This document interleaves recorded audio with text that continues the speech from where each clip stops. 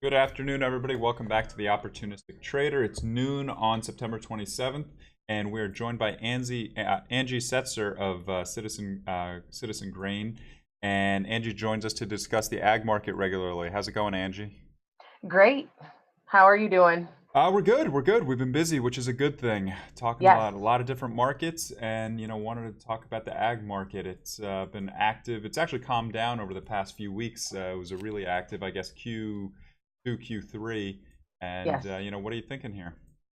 Yeah, I mean, it's pretty typical for us to see things get calmer as we work our way into harvest. We start to get a few more knowns factored into the market structure. What are we looking at with supply? What are we looking at as demand develops and when we move ahead? Of course, now, this year is quite a bit different than years past, simply because we have the volatility and the uncertainty of what we're going to be looking at from a trade standpoint.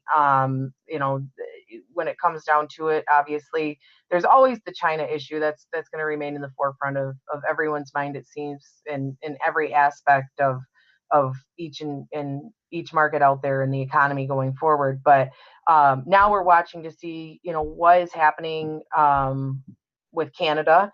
And maybe that's me specifically, simply because I trade in the Michigan cash market and have had several conversations here this morning about what that would mean for our Ontario Michigan trade relations, because we have a pretty open door back and forth. I tend to buy wheat from Canada for shipment into the US. They tend to buy corn from me for shipment into Ontario, and we're going back and forth with So, soybeans, so what's the especially. latest on that, though, with the trade talks between U.S. and Canada? Right now, everyone's just kind of sitting to wait and see what happens. Yesterday, we saw it ramp up pretty solidly there. Trump having a conversation about car tariffs, and has said that he rejected a meeting with Trudeau and during the UN General Assembly, said he was going to be taxing the cars it exports into America. So that causes some real concern and kind of freezes the back and forth that we would typically see as we look ahead, simply because there is that concern there that we could put a trade in place and then, find that we have a punitive tariff coming back on or something of that nature. So everyone's just kind of sitting, waiting to see what happens there, and that's equally frustrating, I think, on both sides. Yeah, I can imagine so. It seems like sometimes insiders have a good view of what might happen, but it seems like a lot of people at this point are just scratching their head, kind of guessing and waiting. Yes, yeah. I mean, that's really where we're at. I mean, obviously, when it comes to cash grain, and that's been a big conversation that's come up recently, with Argentina becoming a big buyer of US soybeans with the intent of likely shipping them into China, and then conversations that Brazil, will ship their beans out into China and then purchase US beans, and the idea that, it is likely that you could see country A purchase from the US and ship directly, into China under their flag. I mean, that's been the conversation. How likely is this to happen? And some argue that the Canadian buyers are not going to purchase US beans for export, but the reality is it's pretty difficult to paint a tiny little US flag on a soybean, to say, hey, no, that's a US bean. Once it's in a bin, it's in a bin. So there is a lot of waiting and seeing. There's a lot of different trade structure that's taking place, but specifically, this isn't even involving, the Chinese trade concerns. Specifically, we have seen in the past where Canada has put tariffs on U.S. corn exports, and I was trading cash grain at that time, and I mean, we worked around it, and we ended up having, they were refunded, and everything kind of worked its way out, here a decade or so ago, and everything, everyone was happy and we moved on. But the idea that you put a significant amount of trade on only to discover that the values that you agreed upon aren't accurate because you have some sort of tariff in place, is very concerning. So a lot of folks are just sitting on their hands for the time being to see what happens. Yeah. And you've mentioned with us a number of times over the past month or so, long term, you're bullish corn. You mentioned Hmm. it when we were about probably 10 cents lower, 6 cents lower. Hmm. We moved a little bit lower from there. I think we bottomed out in the mid 340s. And Yes. here we are back now at 365. What's your thoughts there? Yeah, I think we continue to see support in the long term. I wouldn't be surprised to see some further upside. I'm waiting to see what the USDA has to say tomorrow when it comes to quarterly stocks, just because that'll give us an indication as to old crop, the actual old crop to carry out and what we started this new crop year, holding on to. So I am leaving a little bit open just because of the idea that the USDA can catch us off guard occasionally, which we saw just a couple weeks ago. But my ideas now is that you will see, Dees corn, especially if we can hold today, maybe kind of break out above that 365 range at the close here. I would love to see that take place because I think that would open the door to heading into that, another dime to maybe even 18 cents or so higher, which is a decent gain in the corn side of things. So we've been watching that real close. I continue to watch that and think that the strength will remain. We've seen significant corn exports. I mean, our export pace for new crop is phenomenal, much better than we're used to. We're not used to seeing corn take the spotlight for new crop. Ocnov export time frame, and so that's what we've been seeing. So I still remain steadfast in my positive feelings towards the corn market here, long term, at least until we get into an idea as to what we're looking at second crop corn production wise with Brazil and US plantings, Is there a next spring. specific sort of price target you think that you're looking at? Right now, Ballpark, not like a specific, but yeah, on the December side of things, I think if we close above 365, I think our next target in mind is going to be towards that 383.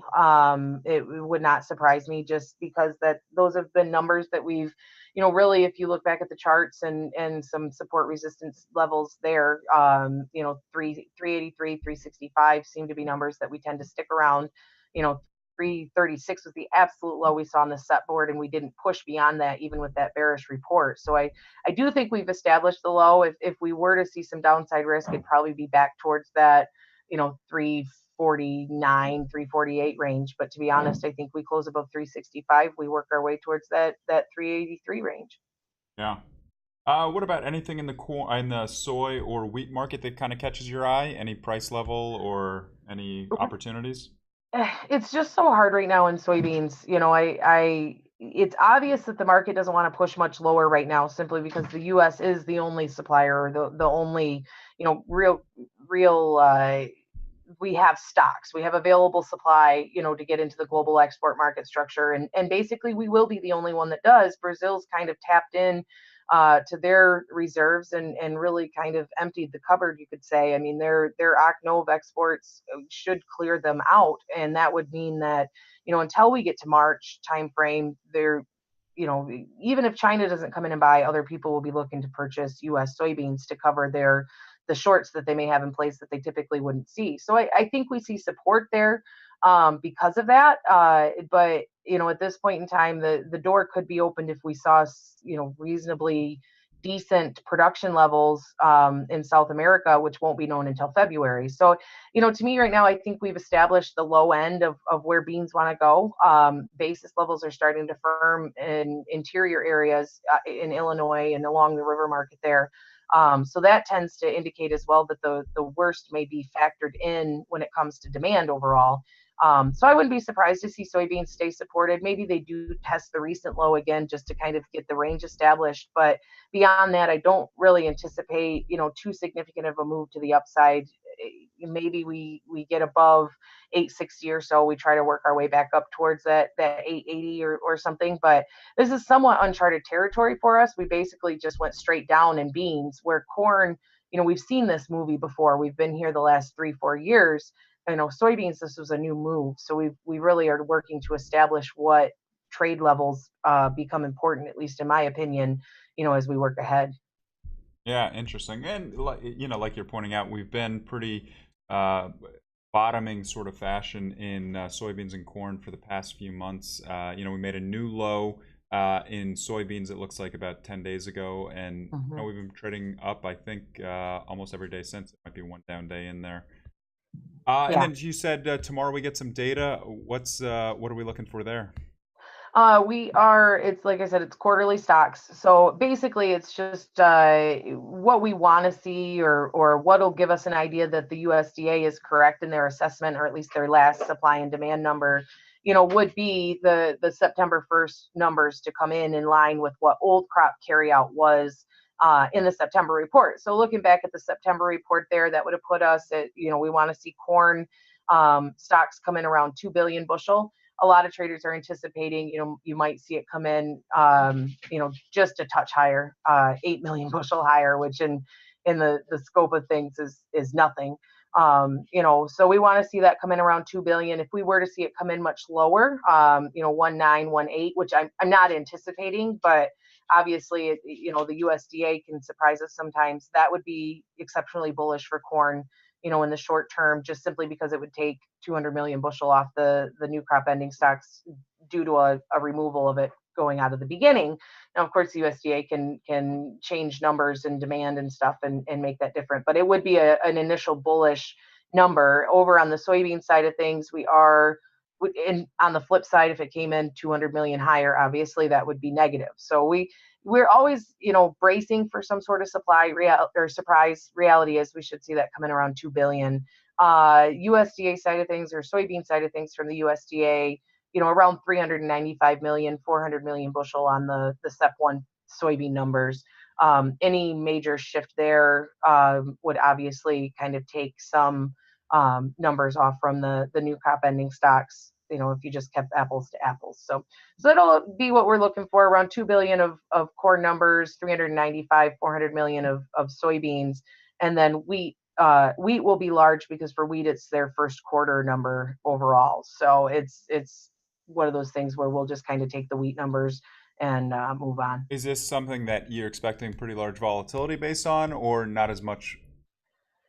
Not as much. I mean, it's really one of those things where without a surprise, it'll be completely forgotten about. The only problem that we have with any sort of quarterly stocks number is that we had 2 years back to back where the USDA made a surprising 300 million bushel move in corn, and that was huge. And so obviously, you always have those memories in your head. You know what I mean? You always remember when you were caught completely off guard. Reality is, most of these reports are pretty much a non-event. They just kind of confirm folks' ideas as to what they were expecting going into it, and it gives us an indication as to where the grain's sitting, if it's on farm, if it's in an elevator, something like that. So I'm not anticipating a big amount of volatility unless we see some sort of surprise, which unfortunately you won't know until we get the number.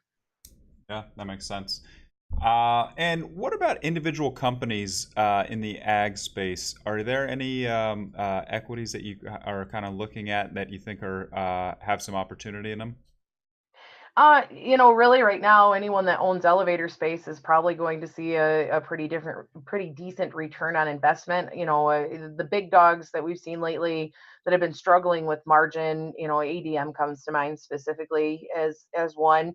They should be looking at some pretty reasonable gains in gross profit per bushel, as we move ahead. I mean, sitting here as an elevator myself, looking at the carry that's in the market, which is, what we get paid to hold the grain, plus the basis improvement that you're able to capture from harvest to deferred levels, we should be seeing some pretty solid margins coming to pass for these groups if they manage their inbound values versus their sales values, and maybe pocket some of that margin when available.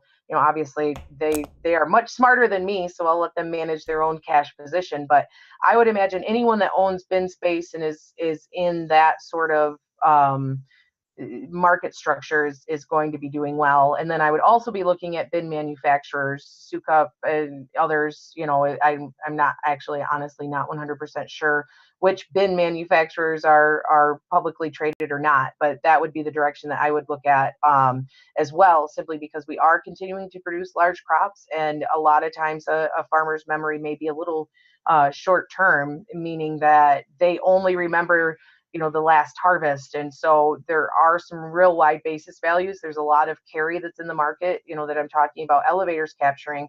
Farmers are going to try to put that in their own pocket as well.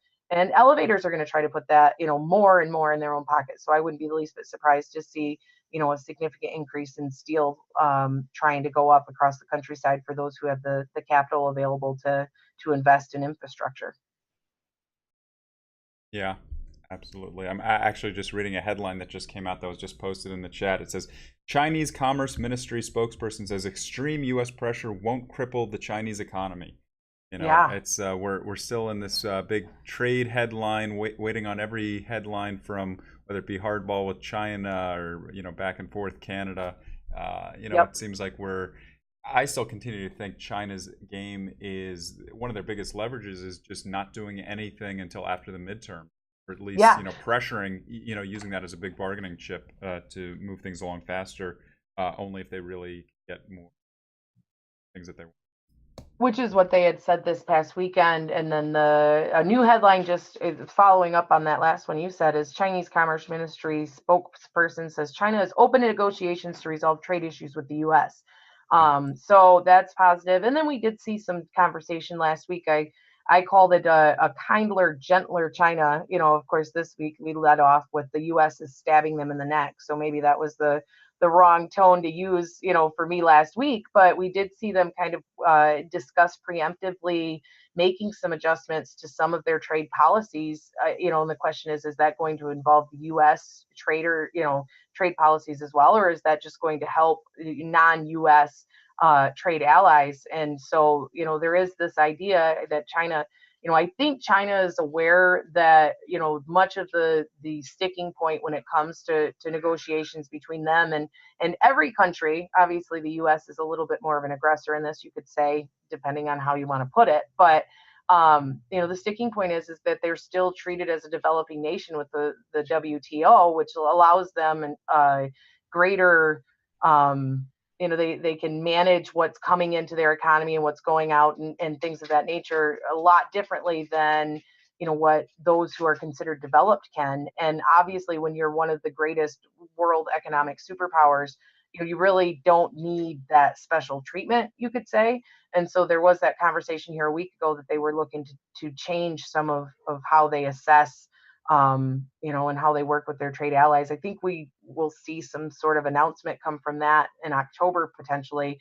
And that would be nice. It would be nice for them to just kind of say, okay, we get it, and we don't have to go through the WTO. They can kind of make some adjustments there that could be helpful. But obviously, any sort of negotiation, I just would love to see us, be able to kind of sit down and have conversations, take place rather than just throwing jabs back and forth. And we saw the Chinese state paper basically take out a 4-page ad in the Des Moines Register this past weekend, pointing out all of the ways the Trump administration was hurting U.S. farmers. So, the rhetoric has ramped up, but at the same time, I think there's a lot of things we could solve, if we were to just sit down. But maybe I'm just overly optimistic at this point.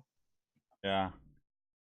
So tell me about, you have a podcast called Girls Talk Ags that Yeah. you do. How often do you do that podcast?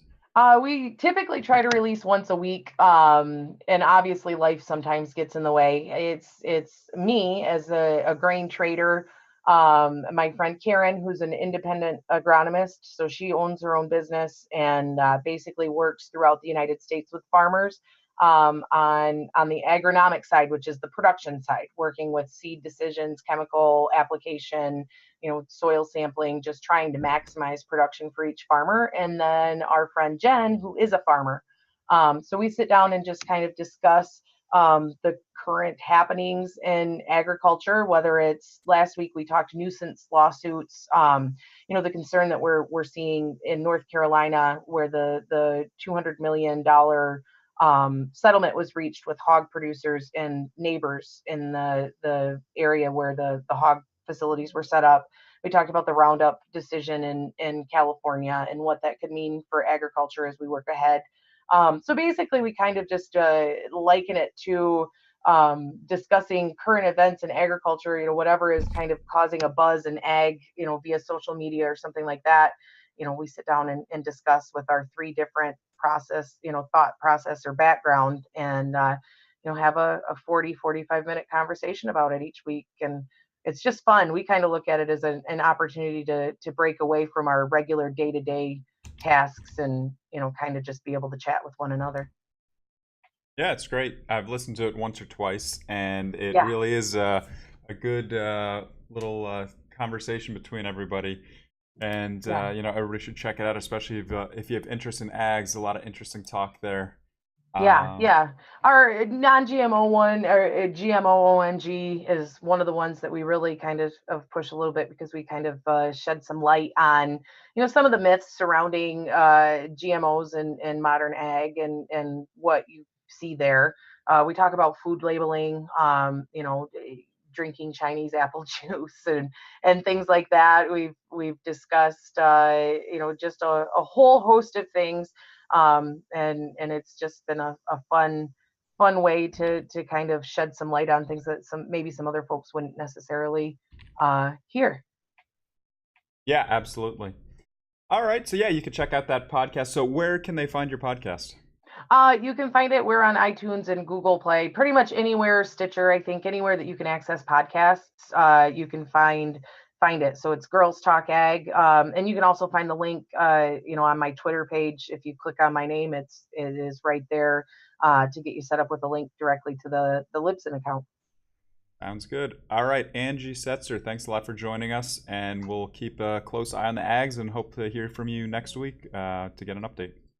Definitely, I appreciate it. We'll be talking to you soon. All right, talk to you later.